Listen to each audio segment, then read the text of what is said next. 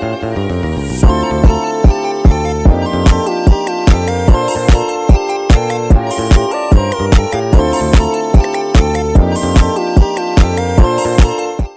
po sa inyo. Pasensya na po kayo, hindi kami nakakapag-vlog. Ni Kasi Teresa. super busy. Oo. Mag-good morning ka din. Ay, good morning po. Pasensya na kayo. Sa kakaisip, siya may hawak ng kuha ngayon. Kasi po, sumama siya sa event. Araw-araw siya nag-practice. Kaya hindi kami makapag-vlog. Siyempre, akala ko kasi pwede na kami laging free, hindi pala. Tapos, review, exam. Malapit na naman kasi ang card day. Sa December 18 po. Pakidasal na rin po na magkaunod-unod. Sana. Oo. Saka isa pa po, good morning din po sa mga viewers namin, sa mga subscriber namin, salat-salat po ng mga tao na loyal po sa amin. At saka, happy birthday to Merna, Lams ba ang apelido nito? At saka si Dina Gatsalian Lopez, at saka si Losminda Balicio. Birthday po nila ngayong, ay hindi pa yata, January yata. Pero happy birthday na din po sa kanilang lahat po. Marang happy birthday po. At saka, anong sasabi mo anak, yung sabi mo, wish mo ngayon para sa mga bagong taon?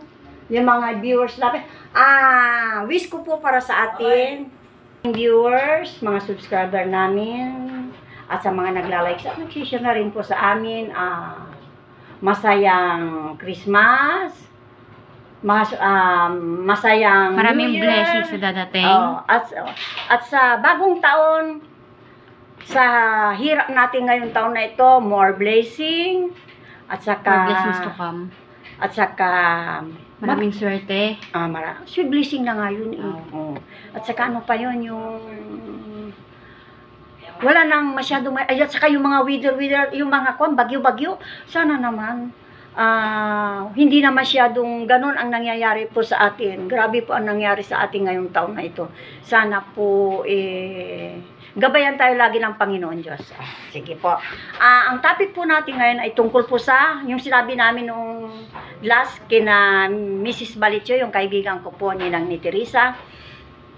Yung suka, ito pong suka na ito, Laki, no? Dalawa ang kwan natin, dalawa yung alam lang namin dalawa, pero maraming pinagkukunan ng suka sa anong pangalan doon? Sa nyog. Pangalawa sa nipa. Oo, sa nipa anak. Mayroon din suka sa nipa. Ang gagawin nating una ay yung sa kwan, yung anong pangalan ito, yung sa kung ikaw ay may trangkaso. Ito ang unang gagawin natin. Magluluto tayo doon sa may kalan. Punta tayo sa kalan. Ito na po tayo ngayon. Isweet natin ang kalan. Kalan. Tagal. Ito po yung kalan. Tapos ang suka ipakukulo natin. Pakukulan natin ang suka. Ayan. Mainit agad. Siyempre, ayan. Suka po yan, suka. Ayan, wala lang. Pakulan natin yung suka. Ayan, kumukulo na po siya. Bilis, no? Siyempre, malakas yung apoy. Ayan siya, kumukulo po siya. Nakikita bang kumukulo? Sige. Patayin na natin. Tapos, punta na tayo sa loob. Pag-usapan natin sa loob. Ito po. Din po. Ang gagawin po natin ay, ito po yung pinakuluan nating suka. Mainit pa po. Ayan pa po. Wala, di makita. Ano po? Suka. Yung suka. Yung suka. Ayan. Ang suka po na ito, pinainit po. Pag may trangkaso ka at hindi magamot, kailangan mo, ang tawag nila doon, banyos. Kailangan natin banyusan yung isang tao. Ito, isasawsaw natin dito. Ang sa akin kasi nangyari ito sa akin nung nandun ako kay Congressman, siyempre. Malayo kasi yung pagbibilian mo ng gamot.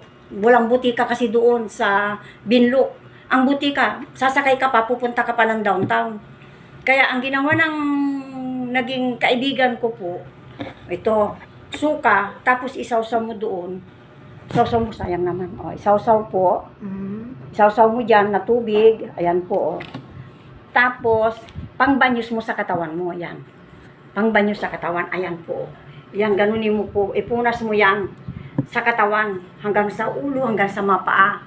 Pero, kailangan po ito, pag binabanyos mo, kailangan pawisan ka. Pawisan ka para yung sakit mo mawala, yung lagnat mo. At pag pinawisan ka, kasi naman ito kailangan pawisan ka Yan yung tinatawag nilang banyos. Pag pinawisan ka at bumaba yung mo, pero isang nito, kailangan wag kang lalabas ng bahay, nag-i-electric fan o nagpapahangin. Kasi ikamamatay mo naman pag nabinat ka.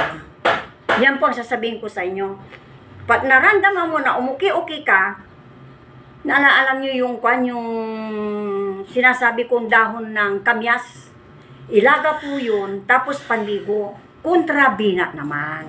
Yun, kontrabinat. Kasi nagkuang ka na dyan sa suka. Ayan, pangbanyos po pag may lagnat. Yung iba naman, iba ang ginagawa. Ito, halimbawa ito, nilalagay dito sa may kilikili, sa mga, dito yung sa mga singit-singit. Ito, nilalagay yan. Yan. Pero yung sa akin naman, ang ginawa sa akin, ito, sinawsaw dyan, siyempre, pinangpunas sa akin, pinangbanyos. Pinangbanyos yan. Kasi malayo kasi ang butika hanggang sa pinawisan ako, gumagaan yung katawan ko.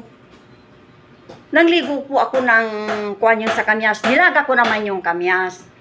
Tapos nung naging maligam-gam na siya, hindi naman yung maligam-gam, yung malamig na yung pwede mong paligo, hindi naman maliligo ka yung mainit-init naman, baka mamaya lahat yan naging puti na kasi nawala na yung balat-balat mo para iba yung karni ng baboy. Pag kinukuskus, wag naman. Maligam kami yun. Pwedeng, tignan mo naman na pwede na sa katawan mo yung tubig na yun na nilaga mo. At pangalawa po, ang ibibigay namin sa inyo, tungkol naman yung sinabi ko sa yung sa kontrakidlat. Pero, ang kontrakidlat naman nito, ginawa ko naman noong, itong bagyo lang na ito, 2 beses ko naman ginawa yung tumigil ang kidlat, pero dito nyo ilalagay yung suka. Hindi sa loob ng bahay, dito po. Dito. Ay, wag mo ikon sa. Dyan lang. Malapit sa labas. Labas na po yan. Dyan lang sa may labasan po. Wag naman yung sangkuan sa may anong pang dito, nauulanan. Wag yung hindi nauulanan pero nasa labas yan ng kuan Yan po. Siguro totoo naman kasi tumahimik naman yung kidlat hindi natuloy yung kidlat Nagsisimula pa lang yung kidlat, gumawa na ako ng ganito. 2 beses ko ginawa. At ang isa pa po na pwede din kontra ng kidlat, titigil din niya yung kidlat, yung ito, puti.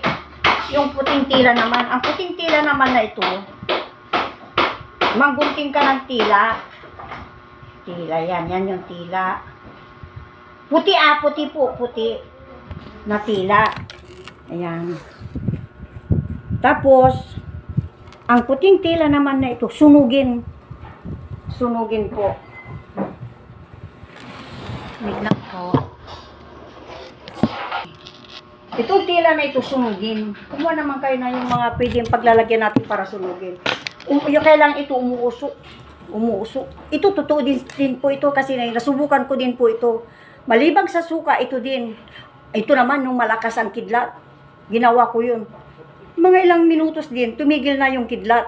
Totoo po yun, totoo. Maski din ito. Totoo din po. Sorry, humigap ako. Ito, totoo po lahat yan, totoo. Kahit na maliit na lang po na tumitigil po yung kidlat. At saka yung bagyo, ito lang bagyo na ito. Trinay ko din para tumigil yung malakas na hangin. Tumigil naman. Ewan ko lang, baka coincidence lang doon sa hangin. Pero doon naman sa kidlat, okay siya. Kasi nasubukan ko itong suka. Kasi sabi nila doon sa matatanda daw sabi nila. Trinay ko naman. Tapos yung naman, yung sa ito naman, ilang beses ko nang ginawa. Pero totoo din. Totoo din. Kaya, mga guys, ito po ang mga benepisyo ng sukay. Marami. Pwede pa nga pansinigang di ba? Pangat. Di ba sa ulam? Pero, pag may lagnat ka, para hindi matuloy yung sakit mo, yan, pangbanyos. iba, nilalagay-lagay dito at saka sa kilikili, mga kwan ng kwan, paa-paa, para pawisan ka. Pero sa akin naman, pinangbanyos ko po, pinangkuan ko ng mga katawan ko. At saka sa kidlat, at saka sa, ito yung kidlat. Sige po mga kaibigan, Merry Christmas po sa inyo, sa mga boss namin, sa mga viewers namin, sa mga nagsusubscribe sa amin, at saka pa-share na din po sa mga kaibigan namin po. Mga kaibigan pala natin, pa-share na din lahat ng mga subscriber namin, mga views namin, nagla-like sa amin, at sa mga nagkakagusto sa aming mga videos at naniniwala po sa amin. Maraming salamat. Ito po ay totoo po lahat. Alam nga naman po kami, gagawa po kami ng wala sa katotohanan. Nakakayanan po sa inyo. Kaya, thank you. At happy birthday sa mga iba. Merry Christmas and Happy New Year. Wish ko po magkaroon po tayo ng magandang buhay sa susunod na taon at mga blessing na more blessing sa atin at wala na pong disaster na darating po sa amin. Sa atin pala, sa atin. Bye! And please click the bell button and subscribe and like this video. Pasensya na Bye! kayo, hindi masyadong nagkukonsiderita. Bye po! Bye!